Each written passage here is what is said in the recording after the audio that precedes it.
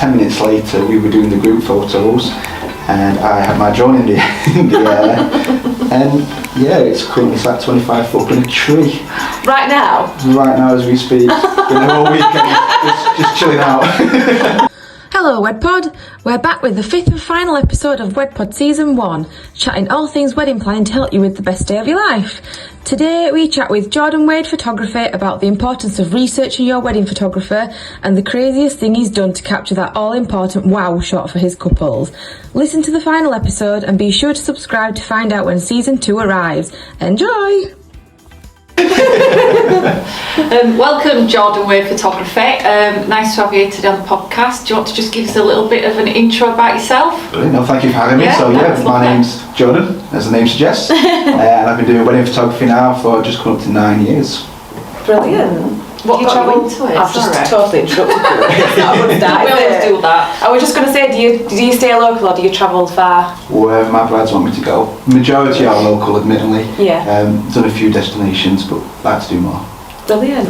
Whereabouts, just on destinations, would you say is the furthest you've been? It's Italy at the moment. Italy, Lake Como. Yes. Oh, beautiful. That is a stunning location. Absolutely gorgeous. Yeah. Did you pair it with a holiday?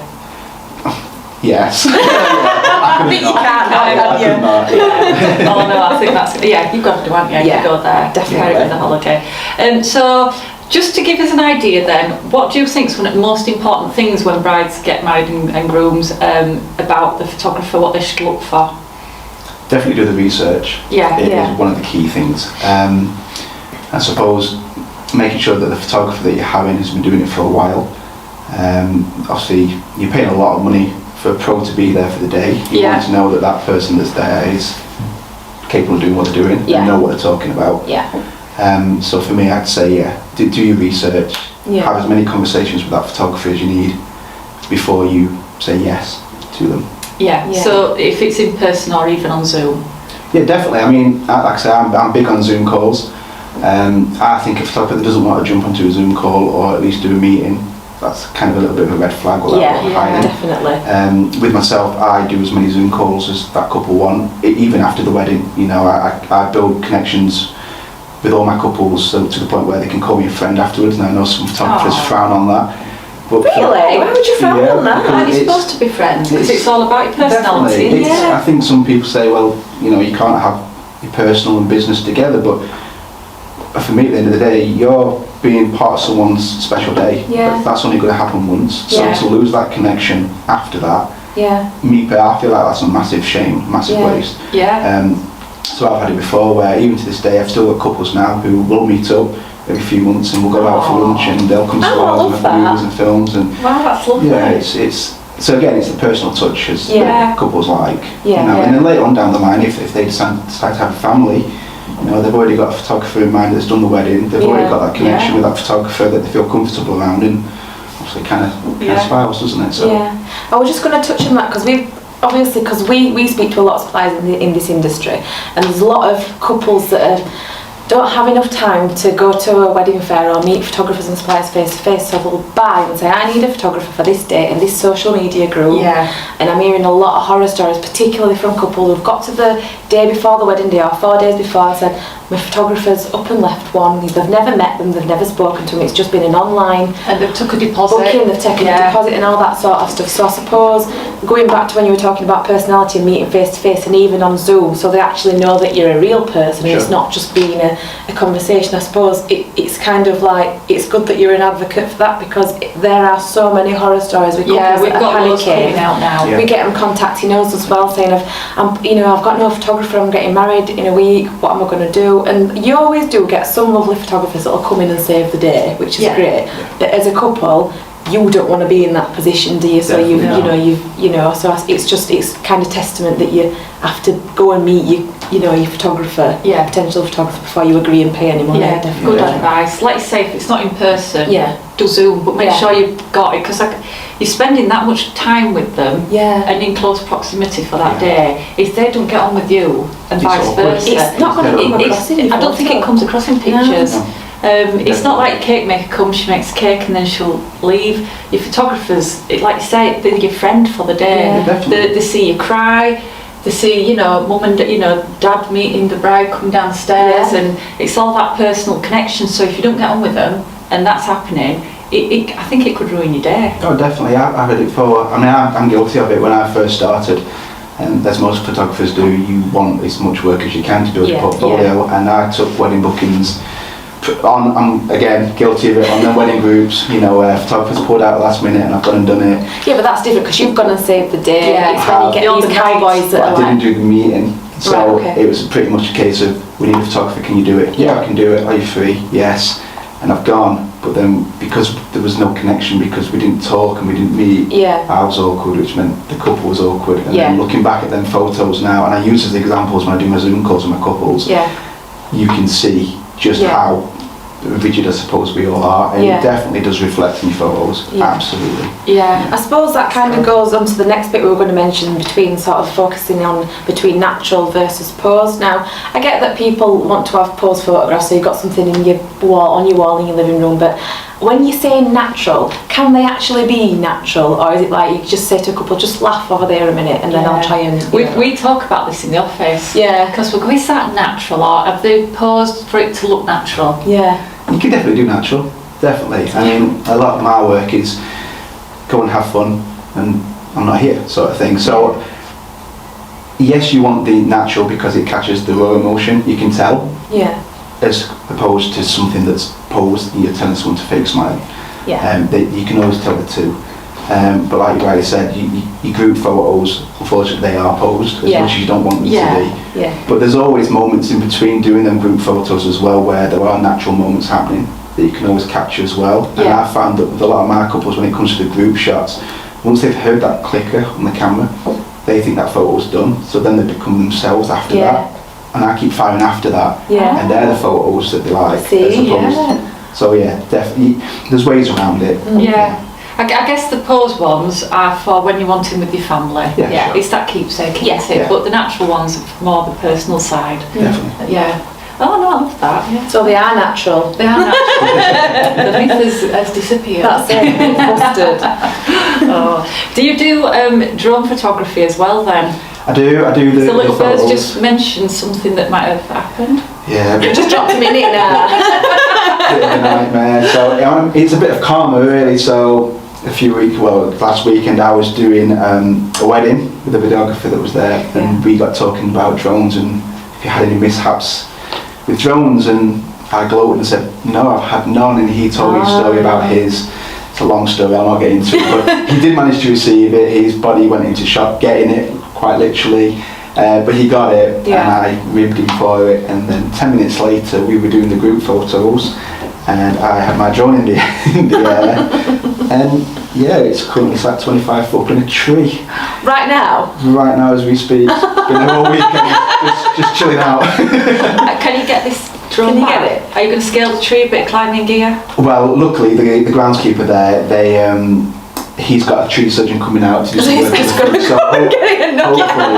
But it turned out to be quite a fiasco because the videographer there, obviously he had a drone as well, and they had garden games there that day.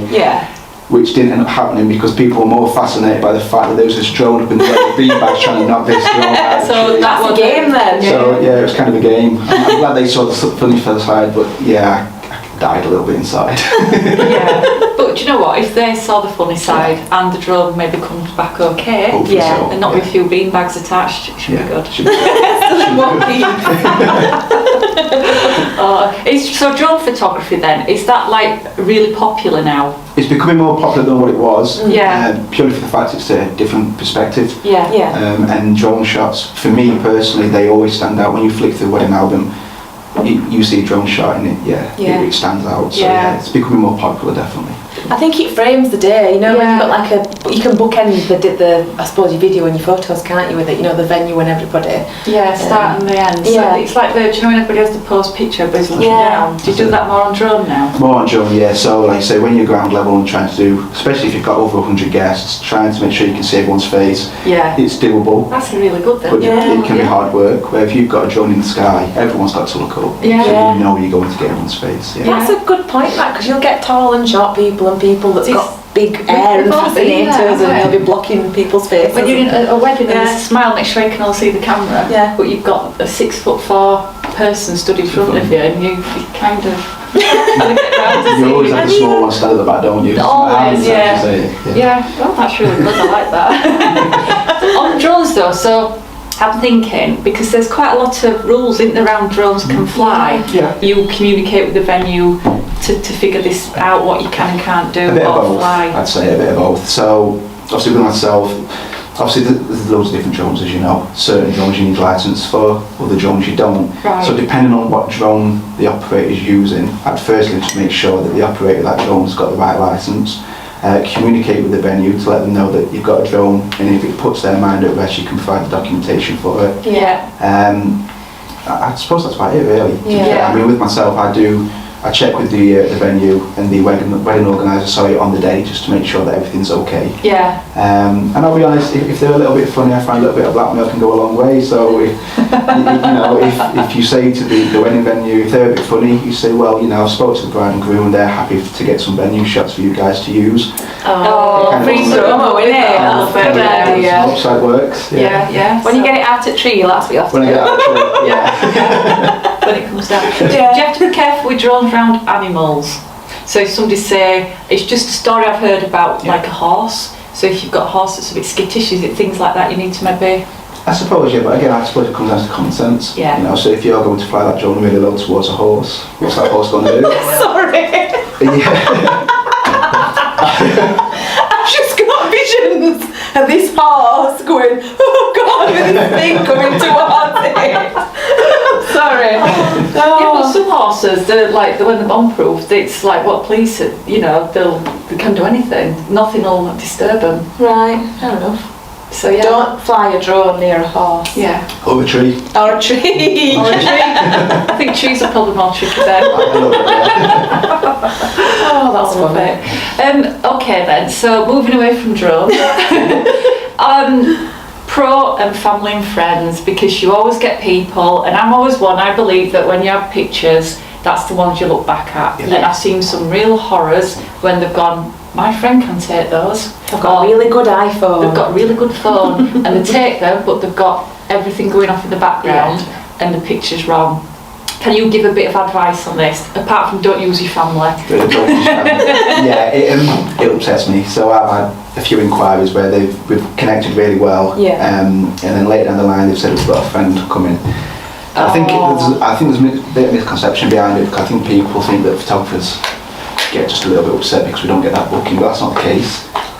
What they don't realise is if you pay for a photographer to be there, they're there to capture that day. That is their job. If you have a family member doing it, they're at the bar more times than not, and by the end of the night you have more pictures of the ceiling than you are of them. So I wouldn't suggest having friends and family doing it.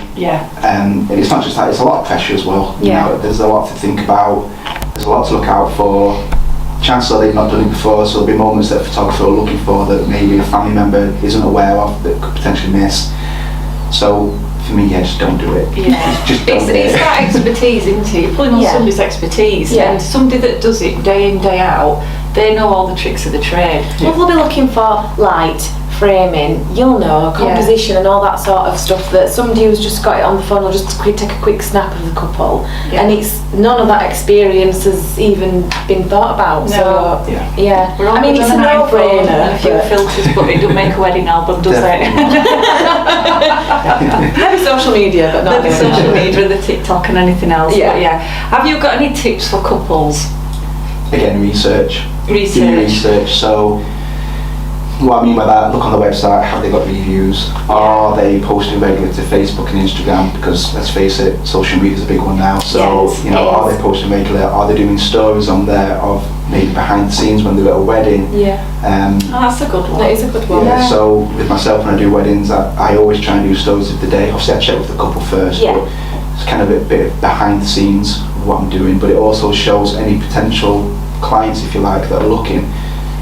This photographer actually is doing weddings. He's not nicking AI photos, because that's the thing now.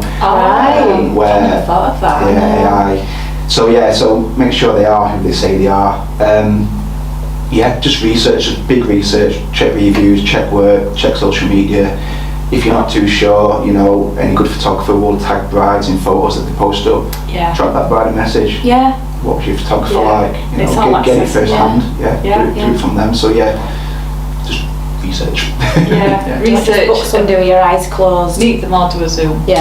Zoom, definitely. If they're not wanting to do a face-to-face, either by Zoom or by person, there's something wrong there. I'm being worried a little bit, definitely. It's alarm bells, I think, isn't it? It's like, oh no, I'm not available all of a sudden.